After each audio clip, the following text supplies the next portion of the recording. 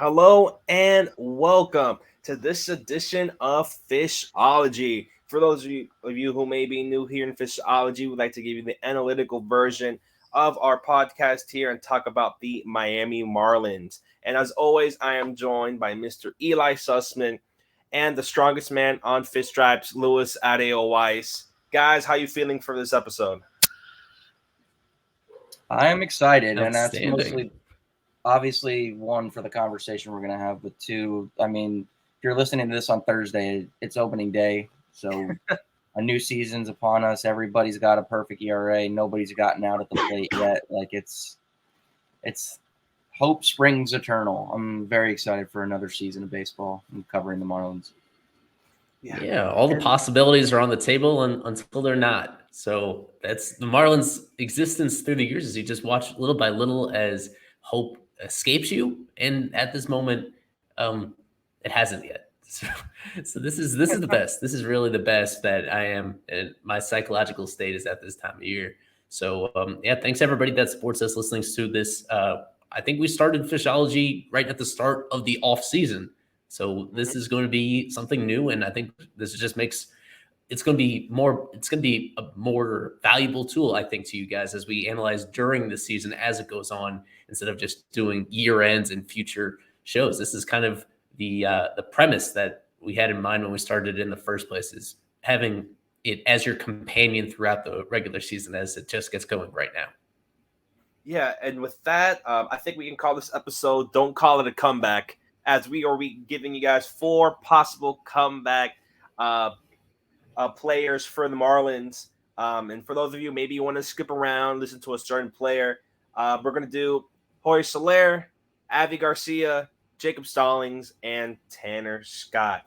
So four players there who did not have best of seasons last year, especially when you look at Avi and Jorge Soler and the amount of money that the Marlins guaranteed them. And here at Analytical, we love war. We love the stats war. And these four players combined for a zero point 0.0 war between all of them. It's really staggering. You look at that. You look at the amount of money guaranteed between all those players, and the high hopes that Marlins fans had, the staff, management, and for those players to not even have a positive war, even a zero point 0.1 at the very least, is something that needs to be improved on. But that's what this episode is for. That's what this season looks to be about as we're starting off against the Mets. And let's just go on with Jorge Soler, the only positive WAR player from that list at 0.4 last year. Came in with a lot of hopes to be the Marlins cleanup hitter, hit 30, 40 home runs. Big contract, coming off the World Series MVP with the Atlanta Braves. Lewis, talk to me about Jorge Soler and why he is a comeback player candidate. I guess we're getting the positives out of the way first as far as players go. Soler was maybe of the players that we're going to talk about today, while he was on the field, was probably the best performer. And again, that doesn't say much for an offense that went through extended stretches of really struggling to score runs. But, you look at the sample of what he did in the totality of the years. Was it 2018 to 21? And he was about 20% above league average. It was a 119 adjusted OPS plus. He had that monster year, I believe, in 2019 with the Royals, where he hit something like 48, 49 home runs. And, he's one of those guys that, while he's limited in certain ways, there's a lot he does well for you. He is an above average hitter as far as taking walks. He hits the ball hard. I believe his average exit velocity, there wasn't that much variance. It was about 90.2, 90.3 miles per hour off the bat last year when he was on the field. He did miss extended time with injury, did come back near the end. But, if you look at the actual output, it's, by slash line, 207, 295, 400. And that's a 695 OPS. That's a 95 adjusted OPS plus. It's below average. But, when you look under the hood, as we like to say when we look at peripherals and we look at expected stats, it's better. It's more encouraging. The batting average isn't much better. It's 226. It's 305. It's 421 for the slash. But that's a 726 theoretical OPS. And you'd like to think, while it would still be somewhat disappointing if the Marlins got that kind of production, if all else kind of matched the batted ball data suggests should have happened, then you kind of think that like they'd be a little more okay with it. Obviously, when I talked about limitations earlier, he does strike out quite a bit, though it's slightly less than what Avi Garcia did last year. It's still about 23 to 26% consistently. He'll consistently strike out about a quarter of the time. But again, most of baseball does that nowadays. And if you don't, you're kind of an anomaly in this era. Defensively, he's limited. He's not the best guy, but I think, if you want to expect something from him this year, it's, the initial thought was right when the season ended, we saw that he accepted his his player option for, I believe it was for $15 million for this year, if I'm not mistaken, and that would theoretically make him the highest paid player on the team. That being said, he's probably going to DH a lot of the time. He'll platoon there with Cooper. Cooper will play first base.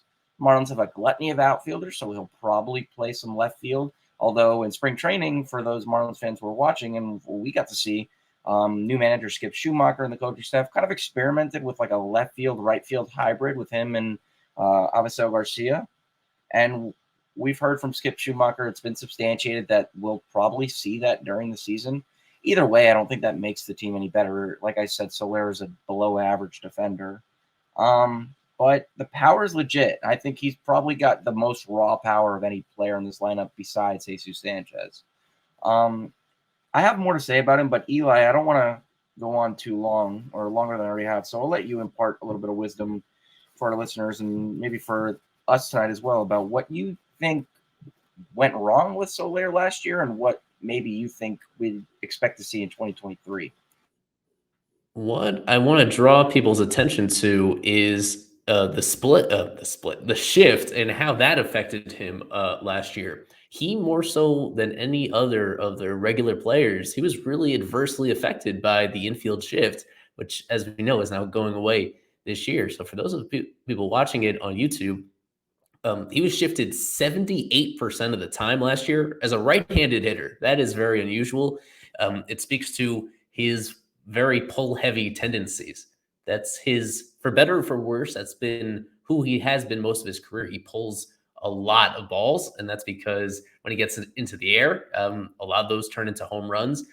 But those that are put on the ground, when you have an overshifted infield, last year, a well below average hitter when he was defended with a overshift to the left side of the infield, a 275 weighted on base average, according to StatCast. But you look at the times that he was not shifted, and he was outstanding, a 411 weighted on base average. And for context, league average is in the low 300s. He was just an outstanding hitter in the few opportunities that he got to hit against a standard defensive alignment. On top of what you just said, if he is the same player that he was last year, I think you expect a lot more singles and occasionally a few more doubles as a result of the rule change. He's going to be a big beneficiary of that. That's what stood out to me for one thing. But he is a player that when things are right, he is elevating the ball and the shift doesn't even come into play. He hits home runs. He was on pace. If he had played close to a full season, he was on pace for about 30 homers last year. And that's nothing to sneeze at when you play your home games at Lone Depot Park. So the power is still there, even as he struggled last year. With him, to put into context, when they signed him, he was coming off an amazing end to his season with the Braves. He was like 32% better than league average as a hitter after being traded from the Royals to the Braves late in the season, and then even better than that in the postseason. This going by weighted runs created plus. He was a great hitter for that final 3 months, August, September, October of 2021. The Marlins signed him hoping that he could carry some of that over to his new team. As you touched on, the strikeout rate spiked way up. He was better than ever at making contact when he was with the Braves late that season. But then all of a sudden he comes to the Marlins and it's up to in the high 20s, which is significantly worse than league average and even worse than, as you mentioned, his historical norms being in the mid 20s. This is a player that I feel like if he does what he has historically done, he's just going to get better results than he had last year. And so I understand why you understand why the Marlins are still slotting him towards the middle of their lineup and still intending to play him every single day.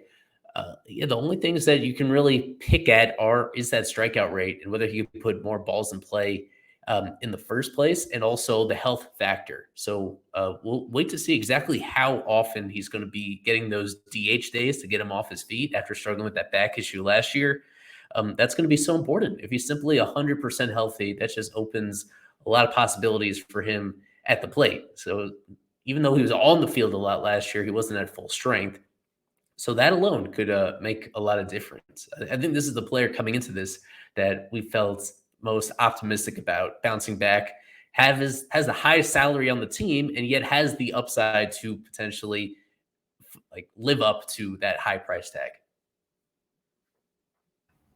And the final thing on Jorge Soler before we move on to the other players is defensively. Obviously, he looks like to be the sure thing and for the DH. But are there any reason that maybe Marlins fans should be worried in terms of his defense when looking at it respectively to the other players? Does that really bring down maybe his value for the rest of the season, where he's not going to be outputting almost anything at all defensively?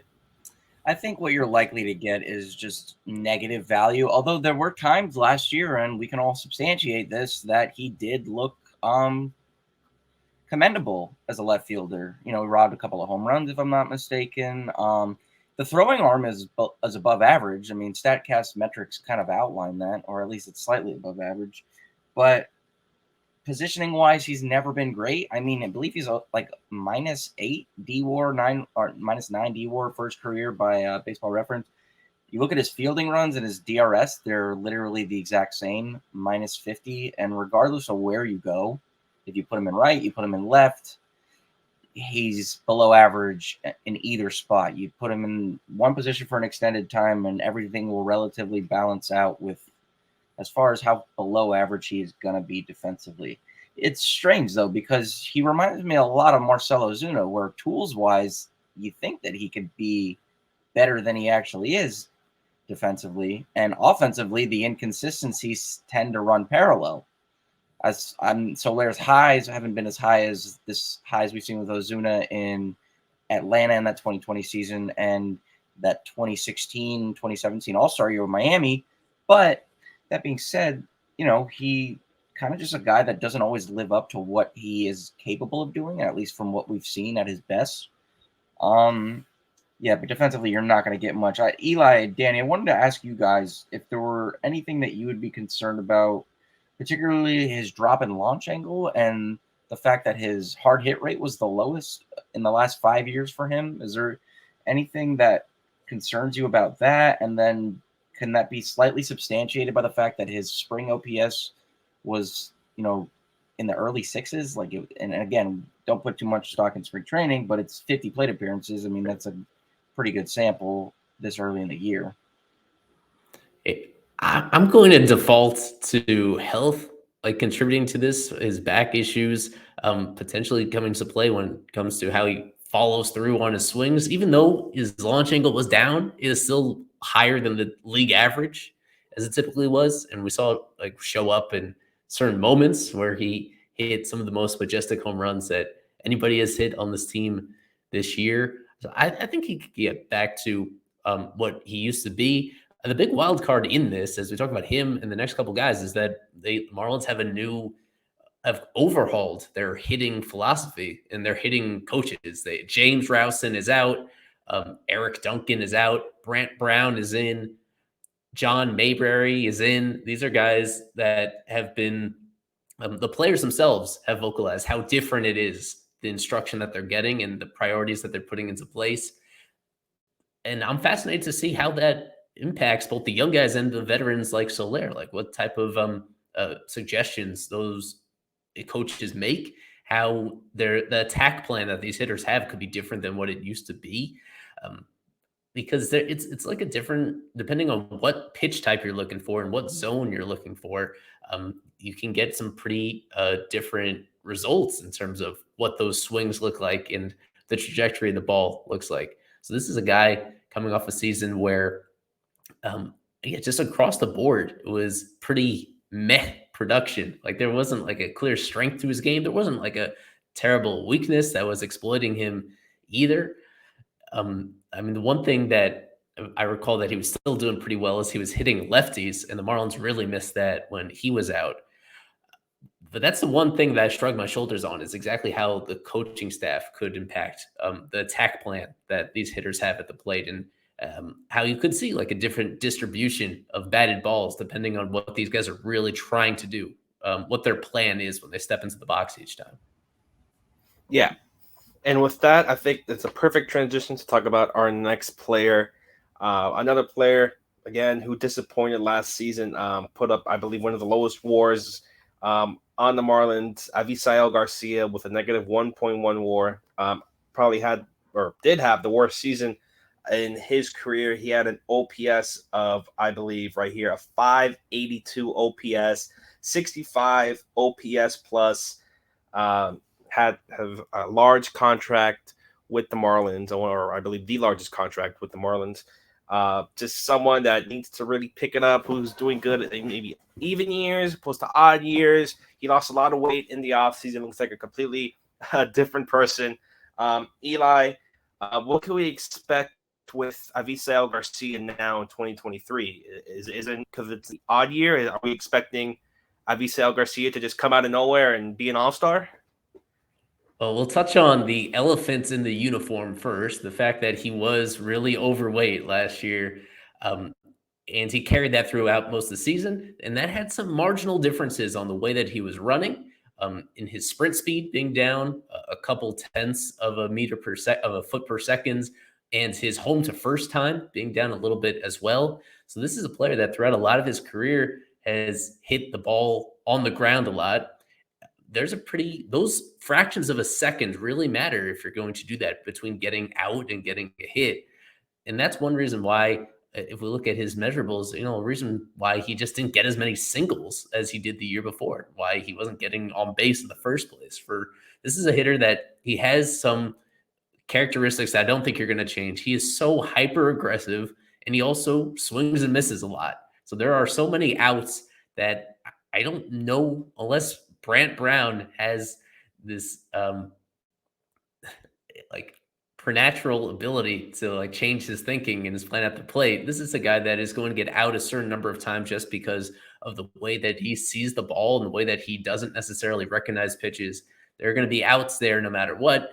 What's most important is making the most out of all those other outcomes and making the most out of them by ideally putting it in the air more. He's coming off a season where his ground ball rate was about as high as it ever had been, and it was really high up there across all of Major League Baseball. To hit 56% of your batted balls on the ground. League average is like 44%. So that's one thing that historically he's been a little bit better at, and that's one thing that could definitely change with him. And what he also, I noticed, I don't know whether this was related to his body type or anything else, he had a lot of trouble with pitches that were low in the strike zone.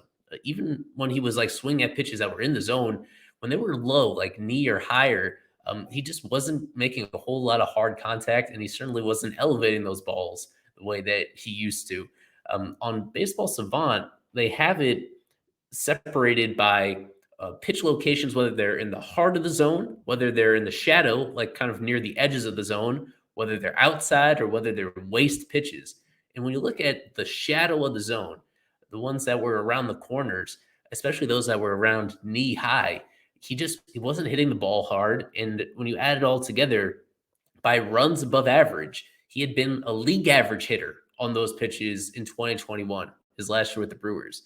And with the Marlins, he was 20 runs below average on pitches in the shadows. That is, I believe, the very worst mark in all of baseball. Like, he lost more value on those pitches around the corners than he did the year before. And I imagine that's one thing that he needs to focus on this year. If he's able to come up with a plan for getting the barrel to the ball on those pitches for somebody that hits the ball as hard as he does. He's right there with Soler when it comes to max exit velocity at 117. in the general hard hit rate being in the 75th percentile last year. That lines up pretty well with what he's done. He has the potential to continue to make a lot of hard contact and be right among the team leaders in extra base hits, and to certainly improve on his home run total from last year, which was only 8 home runs? Do I have that right? There's no way. Only 8 home runs last year in 98 games. Just unbelievable for somebody with his batted ball skills and able to go to all fields. He should be better than he has been, but it's about recognizing there is somewhat of a limited ceiling on this player, considering what year over year has shown us. There are some things, even in odd years, whether it's even years or odd years, there are the lack of walks and the lack of contact are kind of going to limit exactly what he's capable of. And then you look at, you talked about Soler, who was terrific when there was no shifts on him. But then you look at Avi Garcia and you see that there really isn't that much of a difference when he is and isn't shifted. And that, parlayed with the year he had last year, the Yandy Diaz humbling ground ball rate that he had, and the fact that, and again, I'm not putting too much stock in it, but the fact that he started spring, I believe he hit 455 in his first 4 games this spring, and then he went on a 2 for 38 stretch where he struck out like about 50% of the time and was just swinging at pitches near his eyes. And then the fact that he's just like not going to hit fastballs low and in, and every pitch beyond fastballs, he was, like you said, run values, he was -20. His swing take is like a -17. Like, there's just very little in the way of him rebounding in a way that would justify the contract that he is getting. I mean, we have the StatCast metrics in front of us, and everything across the board is down, beyond a couple of things that they stabilize. They kind of stayed where they are. I mean, from the expected on base, the expected batting average, he just kind of had a horrendous season. And Baseball Reference and Fangraphs will tell you that by total WAR. I believe Baseball Reference, he was at -1.1 Baseball Reference WAR, and that's like bottom tier for position players. I don't know if it's too early to call his contract a bust, but I would definitely say that, I don't have a lot of faith in a rebound. The only maybe redeeming factor with Avi is that outside of Soler, he is the better defender of the two.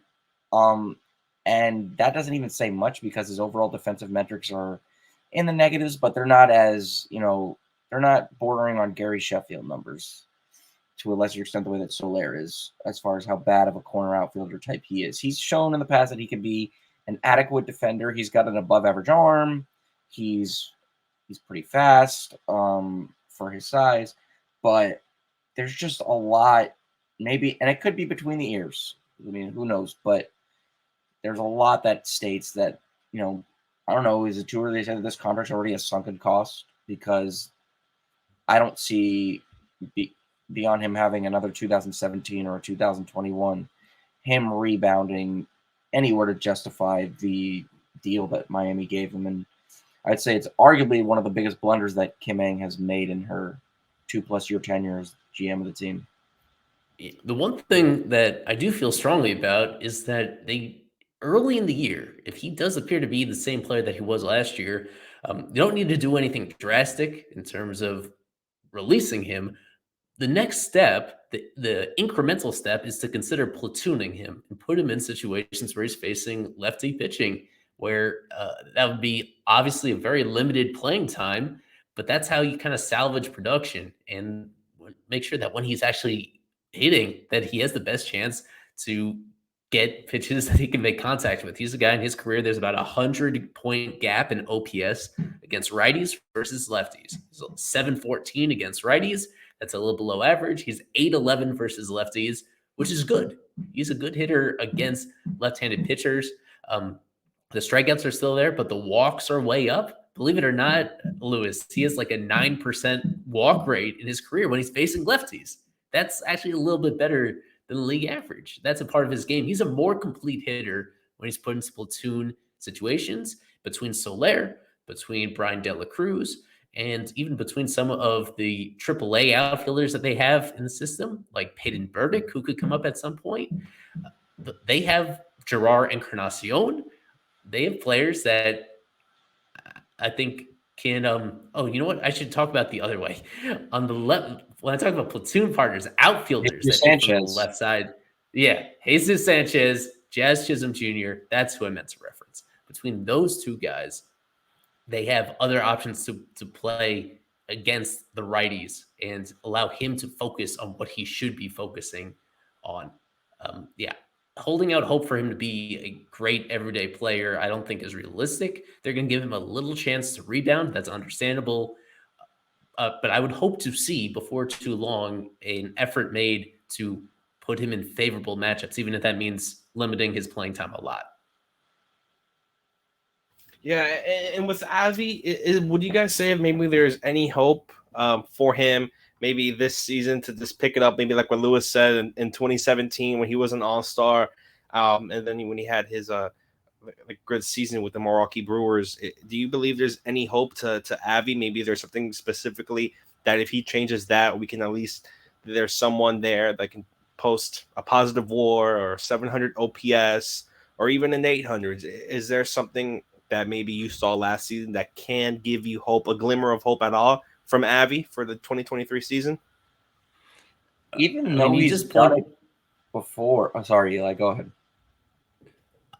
You could just, again, point to the fact that he looks the way that he looks and the way that he is saying what he's been saying. The physical and the mental seem to be in a better situation than they were at this time a year ago. That's something. And I just go back to the fact that I think he could bounce back a lot against left-handed pitching. And if he does so enough, then that lifts up the entire line. And any of the flaws can be outweighed if he does enough damage in those favorable matchups. He's not going to get back to who he was in 2021. I thought that was kind of an anomaly. You just set a lot of career highs in his production there, and they're career highs for a reason. You don't usually build upon those as you get deeper into your 30s. I see little things that are working in his favor, though. So the strange thing about it is that when your bat speed starts to decline, you tend to compensate by being a little bit more aggressive at the plate. And he was more aggressive while maintaining similar bat speeds, although the exit velo won't indicate that. But if you look at his last 2 years, the walk rate has gone down at least 2% every year.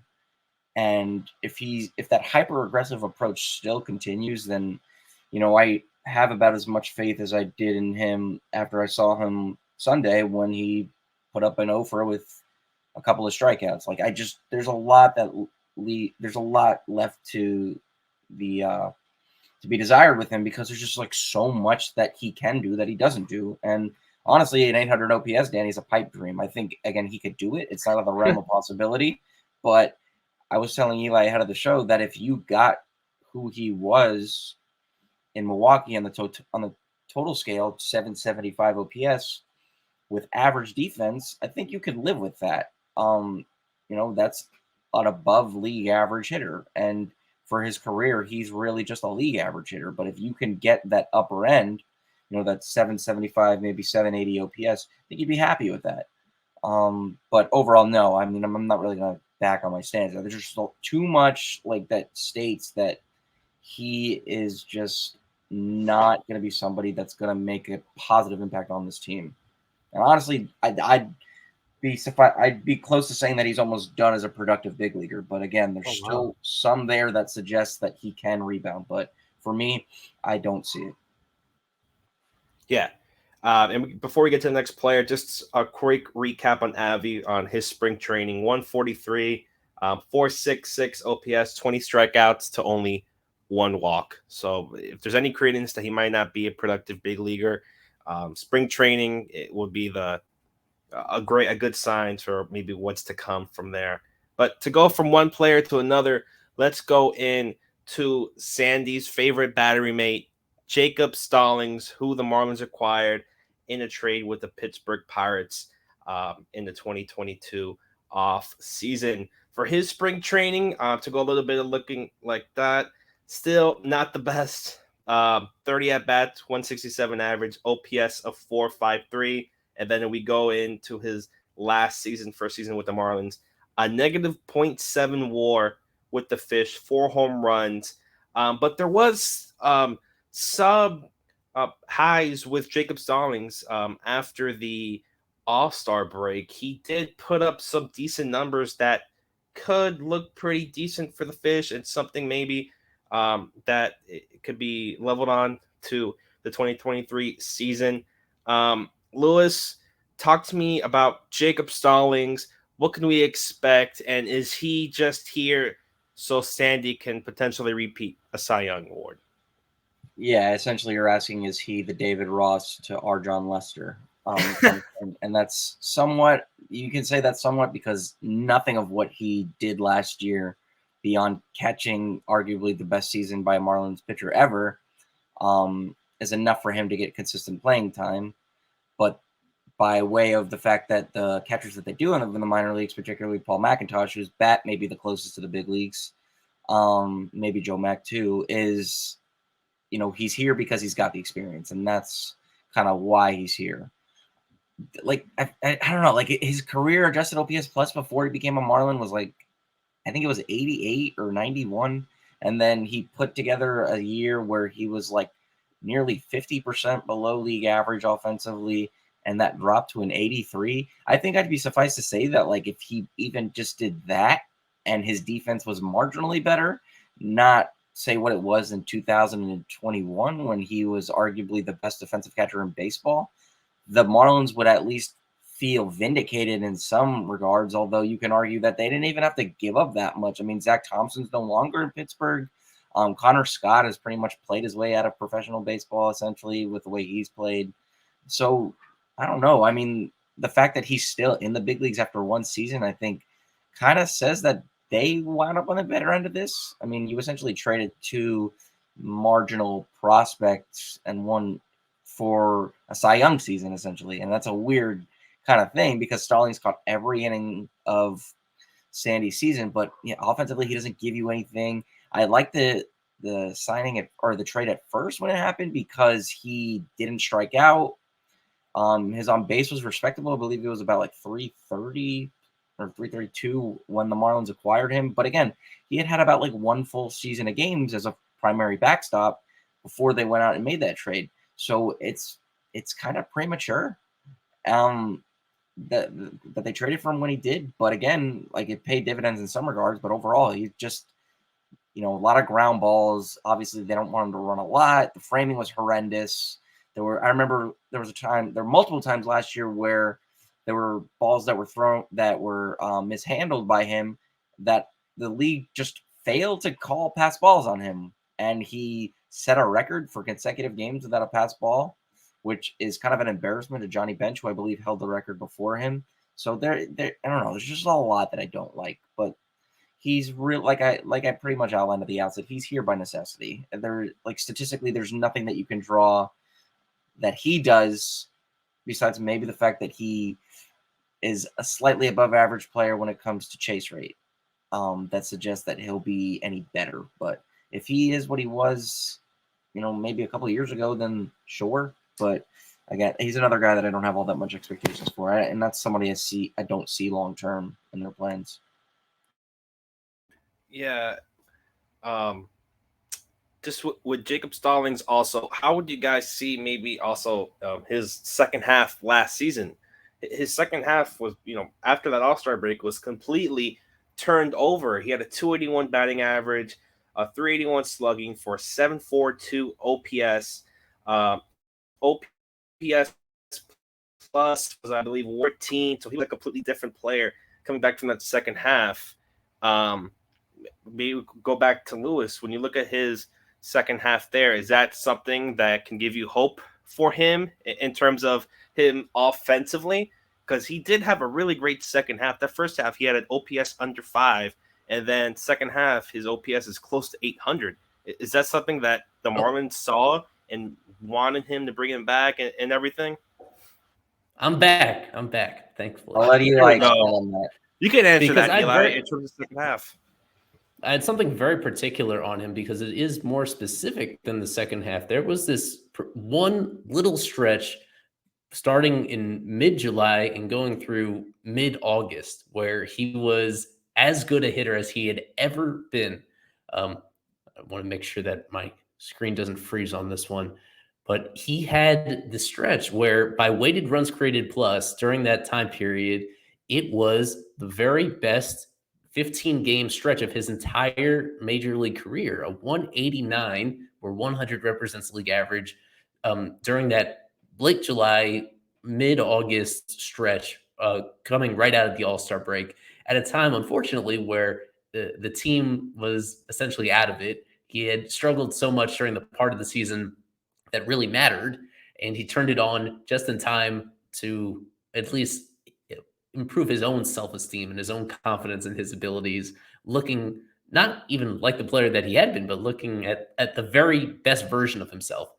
What stands out during that stretch is that he only hit one home run. You're never going to get any power out of him in the same way that Avi has his limitations with swing at the right pitches and making contact. Stallings has his own unfortunate ceilings as well when it comes to he's not going to hit for any power and he's not going to run whatsoever. He's one of the slowest players in all of baseball.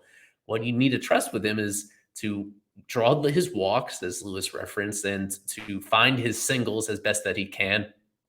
And one thing that stood out to me when he was performing at his best is that he pulled kind of a reverse Jorge Soler, where he stopped worrying about pulling the ball.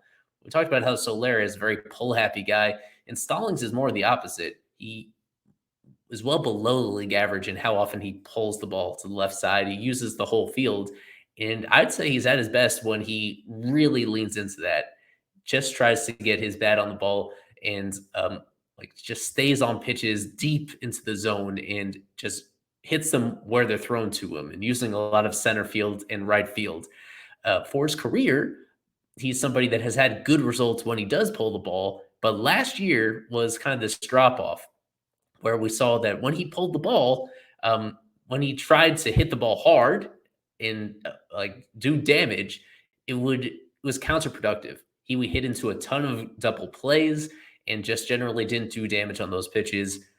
So he's entering a stage of his career where I think more so than ever before, he needs to embrace his limitations and not even think about trying to do extra base hit damage, more so about just putting the balls in play in the first place for a guy that, as we talked about, a lot is riding on his defense regardless. And I have some concerns about that as well, because he is not a good thrower of the ball. That's one of his main weaknesses defensively. He does not have a great arm. He doesn't even have quick pop time.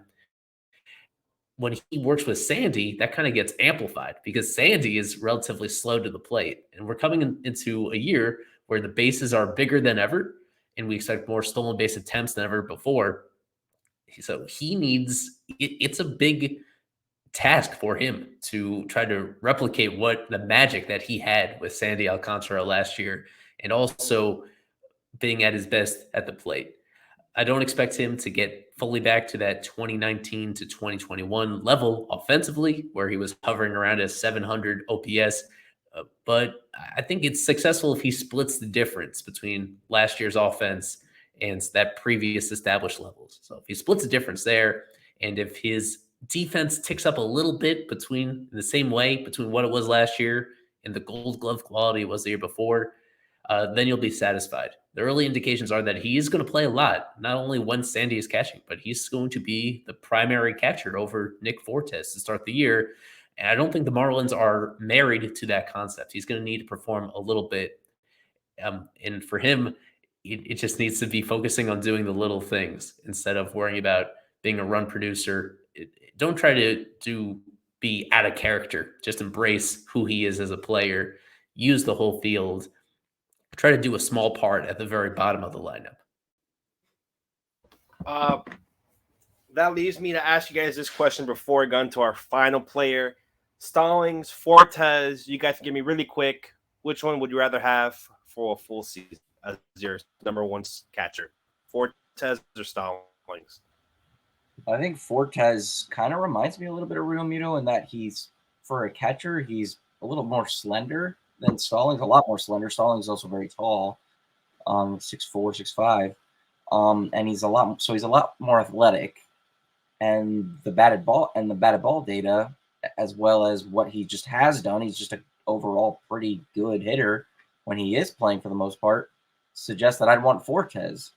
Do I think he's the best defensive catcher? No, but from what we saw last year relative to 2021, where he almost lost it behind the plate sometimes, you definitely want Fortes because, this is a team that fails to score runs on a consistent basis. I believe they're in the bottom 3 of teams in runs scored and adjusted OPS plus since 2018, and that's the post-Stanton Real Muto era. Or, I'm sorry, post-Stanton Ozuna era. Real Muto was there for the first year of the downfall. But you need offense, and I could forego a little bit of the catching because the Marlins already had a good pitching staff and they're already touted with a good pitching staff entering 2023, despite the limitations that Stallings presents as a catcher. So yeah, Fortes is my guy, but Stallings is a veteran, though he has essentially 2 full seasons as a catcher to that, whatever that may mean. So I don't know. I'm definitely going Fortes over Stallings. Yeah, I would agree with that.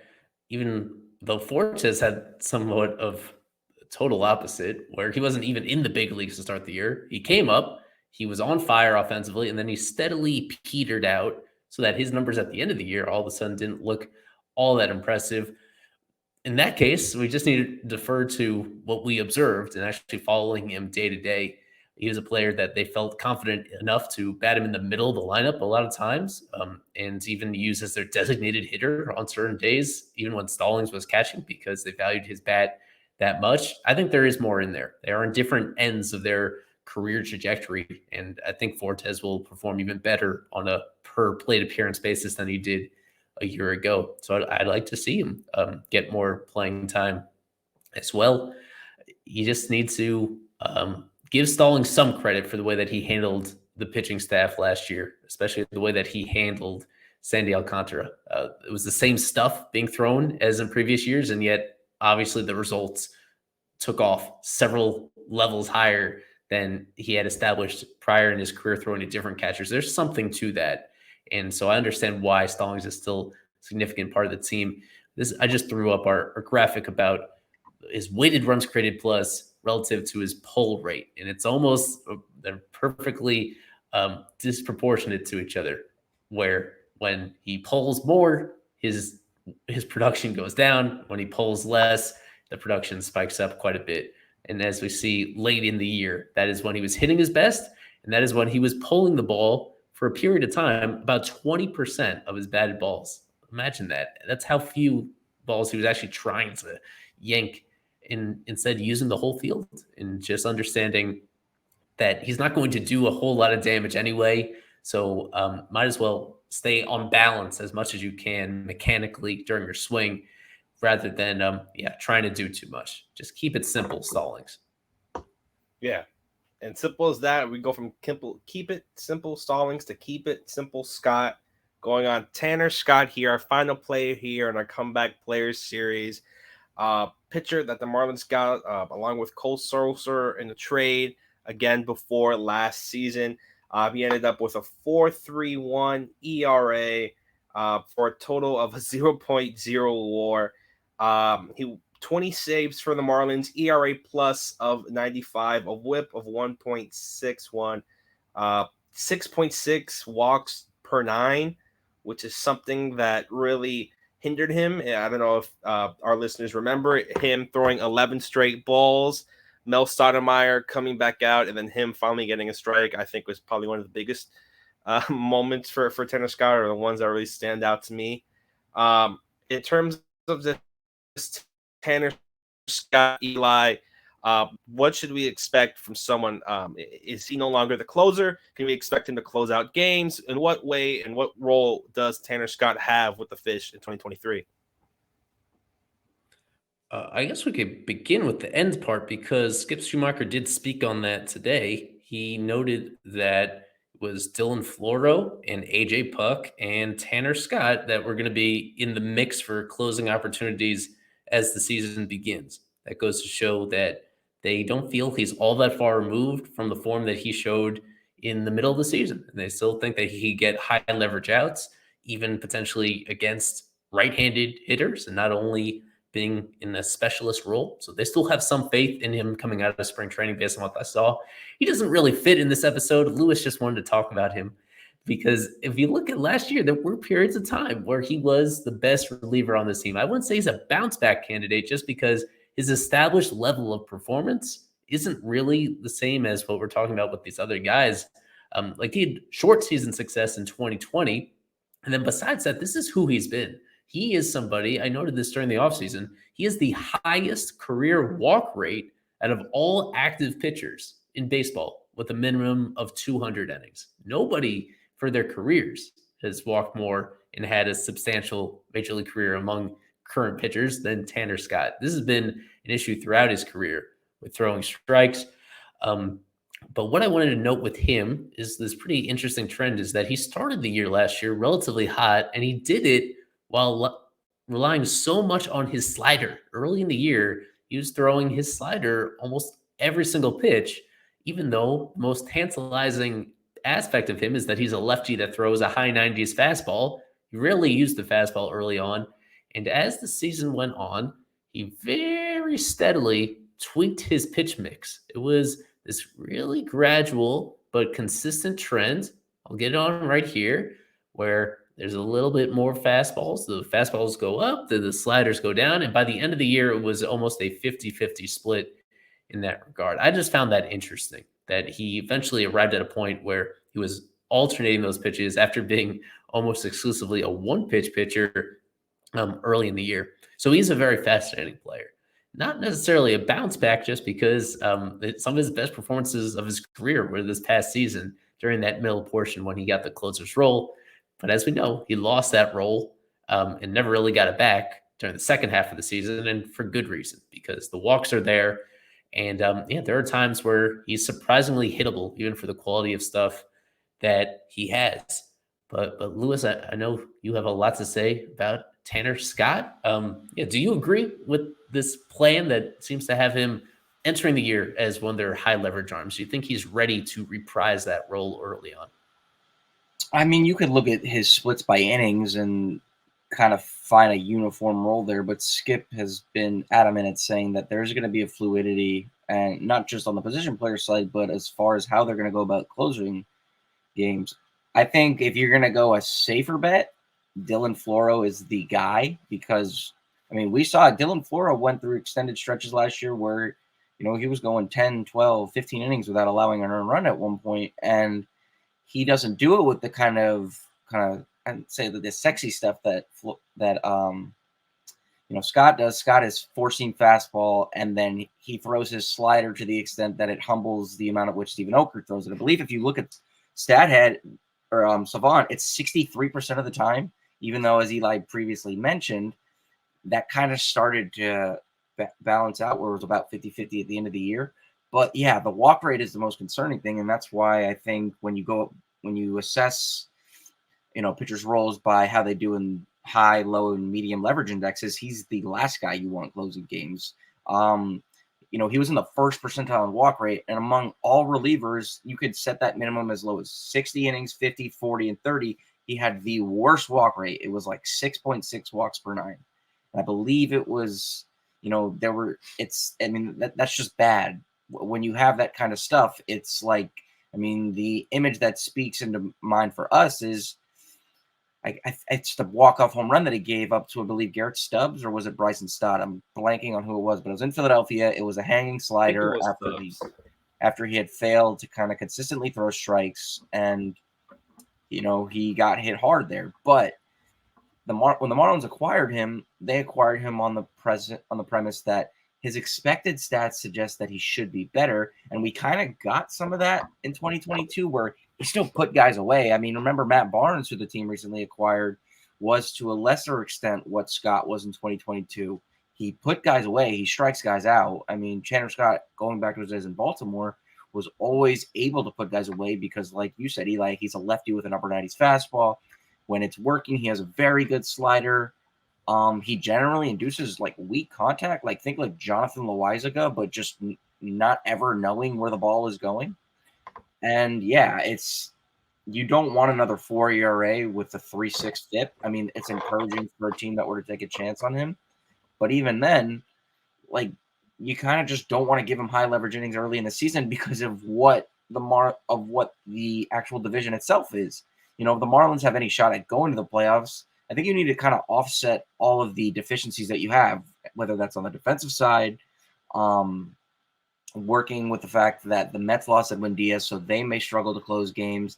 The Phillies are without Rhys Hoskins. They're also without their top pitching prospect, Andrew Painter. So I think it may be a deviation from analytics, but it could be best to say that they need to take advantage of, I guess, the benefits that have been allotted to them and kind of put out their best guys on respective nights to win. I think definitely if you're putting Scott out in a lot of ninth inning situations, that you're going to lose more games than you would expect. But that also comes down to how just you tamper your expectations. He's not somebody I'd want to give ninth inning innings to because of what we've seen. And like you said, that trend of just suspect control has carried him for the entirety of his career. I mean, like if you have a walk rate as high as he kind of boasts generally, why would you want that guy closing games for you? Yeah. The very last thing before we go, I wanted to get the results from both you guys. Between these four players, which one do you believe will have the best season in 2023? Almost a prediction. Out of these four, let's go Eli, Tanner Scott, Stallings, Avi, Jorge Soler. Which one has the best season? Jorge Soler. Keep it simple. All right. Same question to you, Mr. Lewis. It would just be Soler, and that's based on the batted ball data that Eli noted, the shift data, and everything else. He's closer to a sure thing, and that's because the expectations are slightly tampered. Yeah, and for mine, I'll go the same thing. Let's go 32 homers, Jorge Soler, big season out of him. And with that, that's our episode of Fishology. For myself, Daniel, for Eli, for Lewis, this is Fishology. And go watch the opening day game between the Mets. Go watch all the series. Go cheer it on. And remember, we will give you coverage of this every day on Fish Stripes and on Fishology. We look to give you more episodes once the season starts. Always go fish.